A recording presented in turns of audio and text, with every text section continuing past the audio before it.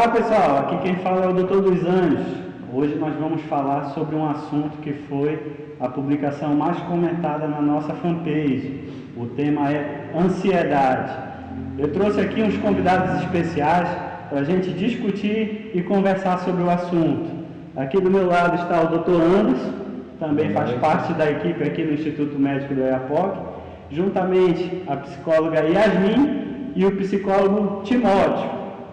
E antes de começar a conversa, vamos falar um pouquinho sobre ansiedade, o que é, conceito, no contexto da pandemia, né, e como buscar ajuda e tratamento.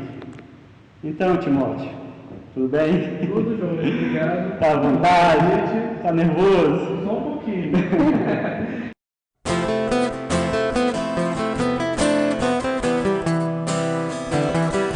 Então, a ansiedade é um distúrbio de saúde mental caracterizado assim, por forte preocupação, ansiedade e medo, e que impacta nosso dia a dia, a nossa rotina, né?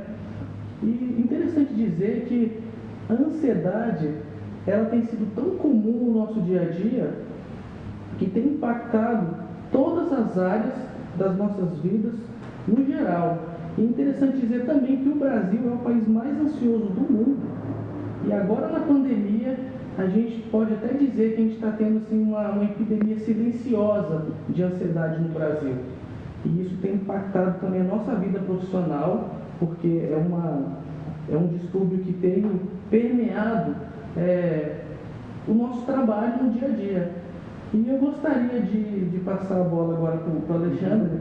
Ele vai dizer para a gente como tem sido, Alexandre, a sua experiência com os transtornos de ansiedade na prática clínica. Só para falar, né, que a ansiedade ela é natural, é fisiológica, né? Antes da gente fazer uma prova, antes de falar em público, antes de fazer um vídeo. Então dá, né, aquela sensação de insegurança, né, o coração dá aquela acelerada, mas em que ponto a ansiedade se torna doença, se torna patologia, se torna prejudicial para a pessoa, né?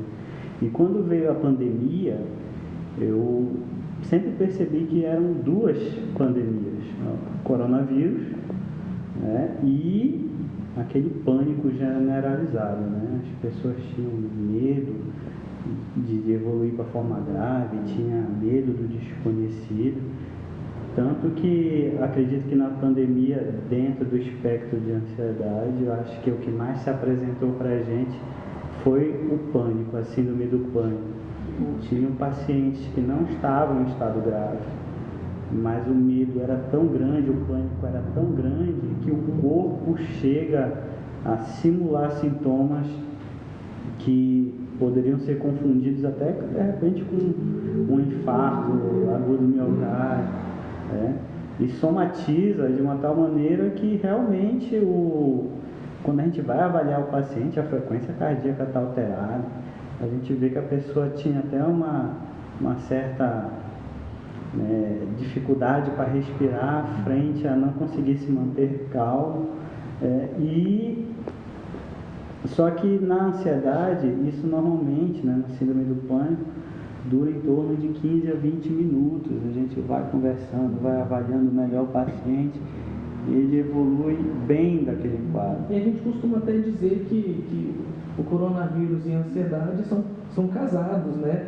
Parece que a Covid e os transtornos de ansiedade combinaram. Isso. E eles conseguem interagir bem com o paciente, bem mal, né, digamos assim, mas ajuda na evolução negativa do paciente, né, a ansiedade junto com a Covid. Os pacientes graves, a gente percebe, aqueles que estão no oxigênio, quando eles são fortemente acometidos por uma crise de ansiedade, um ataque de pânico, eles pioram o quadro ali de uma maneira impressionante. E aí, doutor, o que você tem percebido na sua atuação aí na experiência com os pacientes internados, no ambulatório, aqui no Instituto? Então, o que eu percebo é que existe sim a ansiedade, né? O medo de contrair a doença. Claro que a ansiedade juntamente com o transtorno do pânico, ele mascara certos sintomas, que inclusive alguns pacientes, eles não querem aceitar que tem a doença, não querem aceitar que eles estão com o vírus, com o Covid, e tentam simular para nós que está tudo bem, que não está com falta de ar, que não está tossindo. Porém, a gente, com a nossa persuasão e experiência, a gente consegue desmascarar essa ansiedade, essa farsa que o paciente muitas vezes passa para nós, segurança, de dizer que não tá, que está tudo bem, né, mas a gente percebe pelos tiques, pela palpitação, que isso é inevitável, não consegue mascarar. Então isso faz com que a gente, né, tente mais entender mais essa patologia, a ansiedade, porque muitas vezes o paciente realmente se nega a aceitar que está doente, mas na verdade ele está doente e algumas vezes está grave e não quer se internar. Então isso às vezes a gente tem que ter essa persuasão de identificar a ansiedade juntamente com a doença. Interessante que você falou sobre identificar o que é ansiedade, né? A gente poderia nomear para quem está assistindo quais são os principais sintomas do transtorno de ansiedade, né? Tanto físico e mental, é uma lista bem extensa. Seria interessante para as pessoas conseguirem até identificar em si mesmos e às vezes nas outras pessoas, né? Quer falar um pouco sobre os principais sintomas? Sim, acho importante também a gente diferenciar, né? Porque, como o doutor falou, a ansiedade ela é um processo natural, né? Não deixa de ser um mecanismo de defesa do nosso organismo frente a uma situação de risco, né? Ele se prepara ou para a fuga ou para o combate e por isso vem todas essas reações. Mas quando elas vêm de forma intensa e muitas vezes consecutivas, a gente já consegue perceber que ela acaba atrapalhando a nossa vida normal, a nossa rotina, seja no trabalho, seja em casa, seja na escola. E muitas pessoas tendem a dizer que a ansiedade é frescura, né? Não é, a pessoa está inventando, não está sentindo. Então, alguns dos sintomas que a gente percebe que se assemelham muito ao Covid é a falta de ar, a dor de cabeça, as palpitações, a sudorese, né? Dá um certo enjoo, tem casos que gera a diarreia, dá a febre também. E temos também sintomas cognitivos, que é aquele famoso branco. A pessoa tem uma atividade para ser executada e naquele momento não consegue lembrar o que ia fazer. Ou tem dificuldade para se concentrar, dificuldade para dormir, não consegue se alimentar corretamente, né? Fora isso também a gente tem aqueles pensamentos acelerados. São muitos pensamentos automáticos que a gente não tem controle e, na sua grande parte, negativo, né? O problema não se apresentou, há uma possibilidade de ter o Covid ou não, mas a pessoa já cria na sua cabeça que ela está com Covid, né? Ou se tem, nega, pelo medo da internação, pelo medo do tratamento. Hoje a gente vê que Covid é como se fosse sinônimo de internação, sinônimo de intubação. Então, o paciente já fica com todo aquele medo antes mesmo de saber se estava ou não. E isso a gente acaba observando dentro do nosso trabalho, da nossa conduta terapêutica, né? Que esses sintomas, eles se assemelham muito ao Covid e a gente tem aquela certa dificuldade em identificar, né? Quando a gente está em casa, fora os atendimentos médicos e psicológicos. Então, a gente precisa falar sobre para que o paciente ele consiga identificar o que ele está sentindo. Em uma experiência que eu tive com uma paciente, ela achou que estava tendo um ataque cardíaco, ela não sabia o que estava acontecendo. Bem comum isso. Isso, ela só sentia o coração acelerar, meu Deus, eu estou morrendo, eu preciso ir no hospital. Chegou lá, foi feita toda a avaliação, saturação normal, os batimentos deu ataque cardíaco naquele momento, mas depois amenizou. Esse, né? É um dos nossos maiores desafios. Como abordar um paciente que organicamente não está apresentando nenhum perigo, mas o medo, o pânico e a ansiedade está no nível tão elevado que o paciente acredita fielmente que ele está muito grave. E é isso que eu ia falar Como agora. que vocês abordam esse tipo de paciente, assim, como conversar com ele, como conscientizar que aquilo que ele está sentindo no momento não tem uma origem orgânica, e sim mental. Esse é um grande desafio da minha prática clínica já há alguns anos, que é convencer o paciente de que ele desenvolveu um transtorno de ansiedade. Porque você sente os sintomas no teu corpo. Você está sentindo tudo aquilo e é real para ele isso. Ele não consegue diferenciar o que é da cabeça e o que é de origem física. Então, esse foi um dos grandes desafios assim, ao longo desses anos para mim, é convencer a maioria dos pacientes que sim, é uma ansiedade, você precisa ser coparticipante da sua cura. Porque uma vez eu tentei uma experiência com um paciente que eu tive que tentar convencê-lo durante um ano inteiro. Ele era um paciente bem resistente, ele ficou comigo um ano inteiro, eu tentando convencê-lo de que ele não tinha nenhum problema cardiológico. Ele achava que era um cardiopata, ele foi em todos os cardiologistas, todos os exames deram ok, mas ele não se convencia.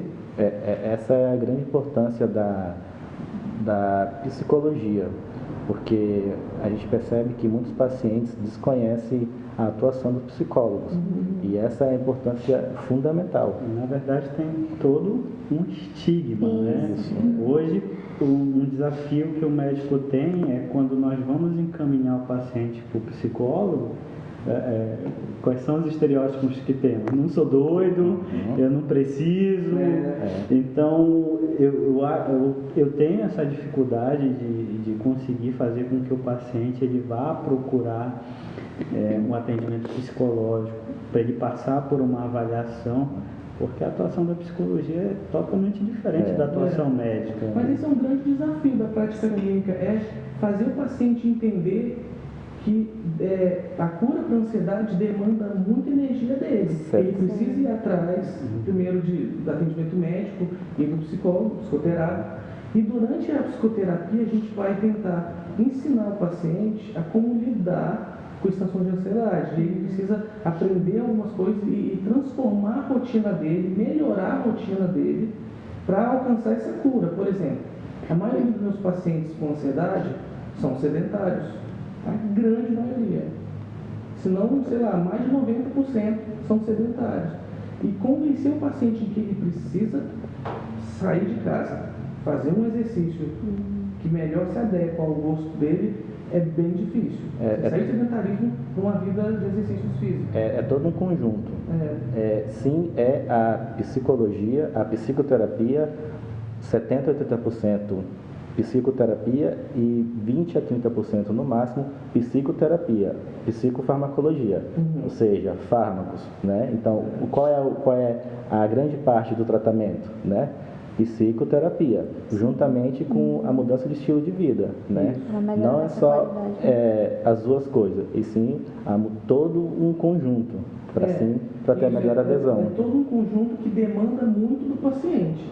Sim. Né? Por exemplo, ele precisa ir na psicoterapia e dependendo, precisa fazer um tratamento farmacológico, que não, o doutor Anderson pode até falar um pouco mais sobre isso, sobre a durabilidade desse tratamento, mas o que é importante dizer é que o que o paciente precisa mudar em sua rotina? Primeiro, exercícios físicos. É a primeira coisa, acho que, que a maioria recomenda, né, doutor?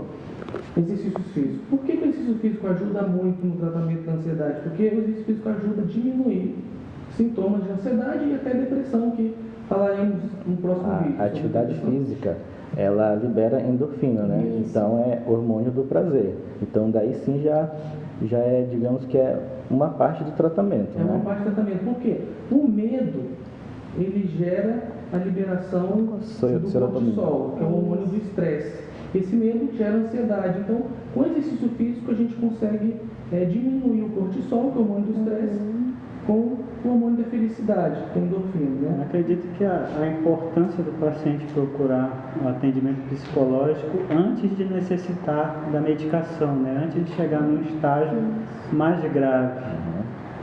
E qual foi assim o paciente mais difícil para vocês? Mais difícil? Consegue lembrar assim, nível de ansiedade? Eu tenho um paciente recente na nossa prática hospitalar, uma paciente que estava experienciando crises de ansiedade extremamente intensas, e foi um desafio para a gente ajudá-la a controlá-la controlar a crise de ansiedade dela intensa no leito, né, hospitalar na Covid. Foi bem difícil, foi um caso bem complexo e demandou de toda a equipe esse controle, né? Sim, é bem interessante que de início, né, alguns eles conseguem identificar, não, eu estou tendo uma crise. Eu faço o uso do oxigênio, mas eu vejo que não há melhora, então eu entendo que é a crise. Então a gente pode também estar trabalhando aí algumas estratégias de enfrentamento, né? Como lidar com essas crises, porque elas podem acontecer frequentemente, mas pode passar um longo período sem haver uma crise, né? Então, assim, a gente orienta também dentro da psicoterapia, ou no caso do atendimento hospitalar, que é uma psicoterapia breve e focal naquele tratamento, alguns exercícios, né? Seja o exercício de respiração, e eu estava vendo uma reportagem muito interessante que falava sobre como que esse exercício de respiração ele ajuda, né? A partir do momento que eu inicio uma crise, um dos primeiros sintomas é a palpitação, que gera essa dificuldade na respiração, semelhante a quando a gente está correndo, que fica mais ofegante, né? E durante esse exercício, eu ensino ao meu paciente que ele possa fazer uma respiração mais concentrada e concentrar na respiração e não nesses pensamentos acelerados que vêm trazendo a crise junto. E aí eu envio uma mensagem para o meu organismo que ele precisa se acalmar. Dentro do nosso sistema nervoso, a gente tem o simpático e o parasimpático.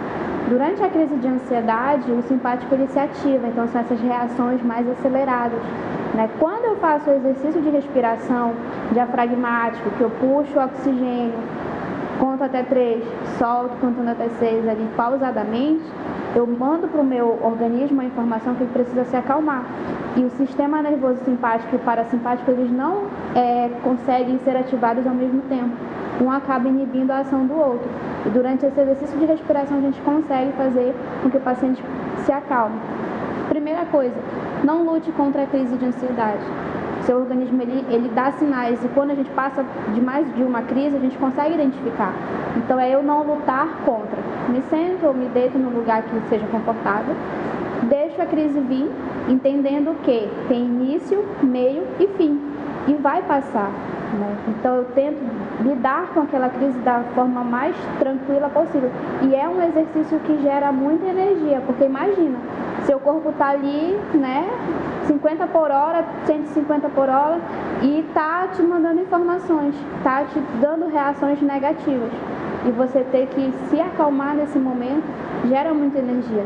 Mas a gente acaba trabalhando também essa psicoeducação dentro da terapia, para que o paciente ele entenda o que o organismo dele está apresentando, o que é de ordem psicológica, e que depois daqueles 15 a 20 minutos ele vai voltar ao estado dele, digamos assim, natural. É interessante a gente também comentar sobre um dos sintomas mais marcantes, né, no transtorno de ansiedade, que é a insônia. Porque eu sinto que noite sem dormir agrava ainda mais os sintomas, fica muito mais difícil para a pessoa enfrentar, né, um transtorno de ansiedade ou qualquer transtorno que a pessoa vier a ter na vida, né? Noite sem dormir. Um ciclo vicioso. Quanto menos dorme, mais ansiedade, menos dorme, mais ansiedade. Vai um ciclo vicioso. E combater essa insônia é bem difícil, né? Não para pacientes internados, né? Para pacientes em casa, eu sempre tento ensinar sobre higienização do sono, né? Que consiste, são as práticas, são as boas práticas que você adere na sua rotina antes de dormir, né? Por exemplo, 1h30, 1 hora antes de dormir, desligar o celular ou então deixar de lado, né? Não mexer em celular 1 hora antes de dormir. Se alimentar com comidas leves à noite, né? Investir em chás, né? Um chá mais calmante, diminuir as luzes da casa, ler um bom livro. São várias boas práticas, mas que você insere elas na sua rotina antes de dormir. Eu acho isso muito bom para combater a insônia num transtorno de ansiedade assim, leve e moderado. Já um transtorno de ansiedade mais severo, aí a gente vai entrar com alguma... Eu não, né? Eu não sou médico, mas né, o doutor vai poder falar melhor sobre a questão das medicações, né? Que podem estar ajudando o paciente a passar por essa fase até retornar à sua normalidade do sono. Então, doutor, quando tomar essa decisão. O paciente precisa de medicação, seja para tratar a ansiedade diretamente, ou seja para ajudar a dormir. A gente tem a mesma filosofia, né?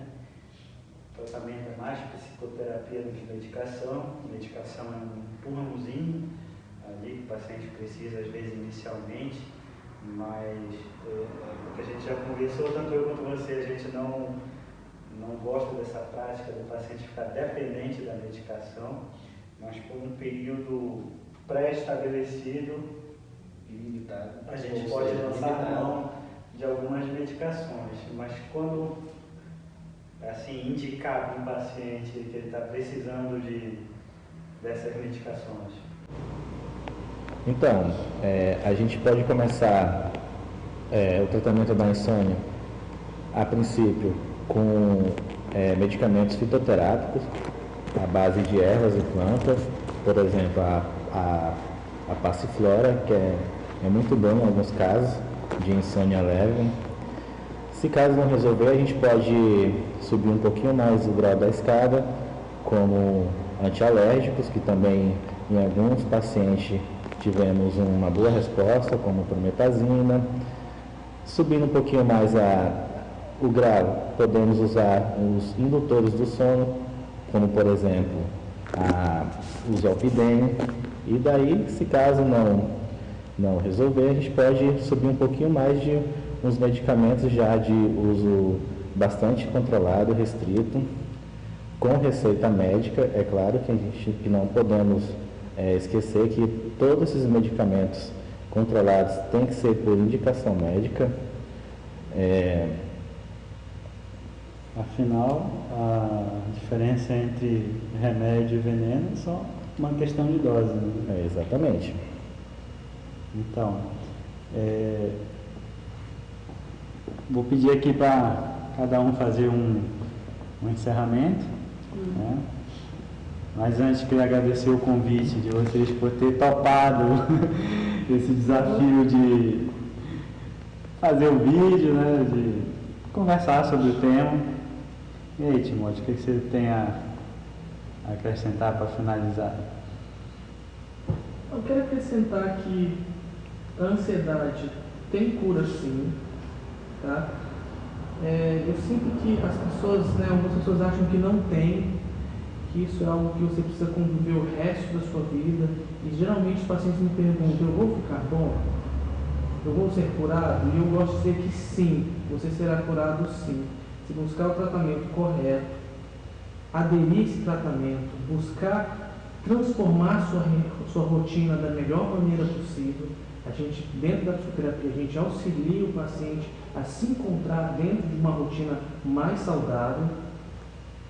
O paciente consegue sim ter uma vida muito melhor, com qualidade, e estamos aqui prontos para receber esse tipo de demanda, eu e a psicóloga Yasmin, né? E estaremos sempre prontos para poder auxiliar e ajudar esse tipo de paciente a encontrar uma qualidade de vida melhor. Yasmin, algo para acrescentar? Bom, agradecer, né, o convite. Acredito que falar um pouco sobre psicologia, psicoterapia é importante, né? Porque apesar de... Não é só para doido, né? Isso, apesar de estar aí como um tabu frente a algumas pessoas, que não vou no psicólogo porque eu não sou doido.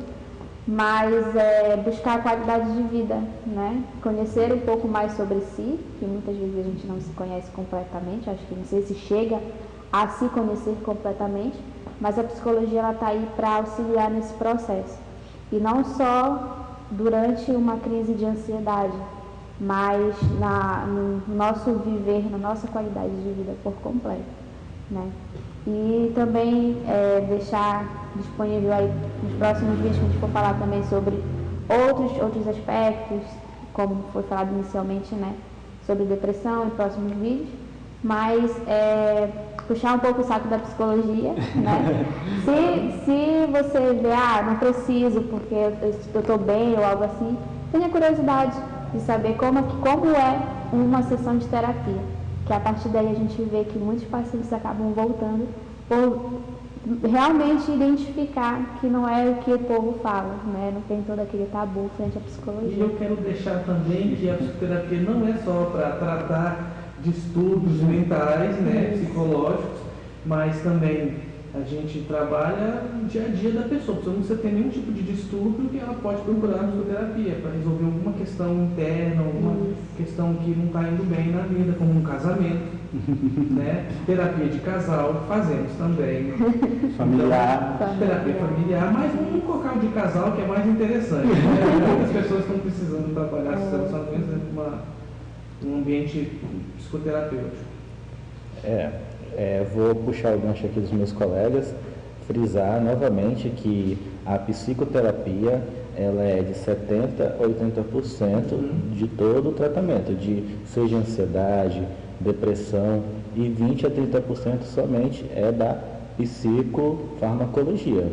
Tá? Isso é bem interessante frisar, porque a medicação é isso aqui, mas a terapia com a psicologia é muito maior. A ação deles.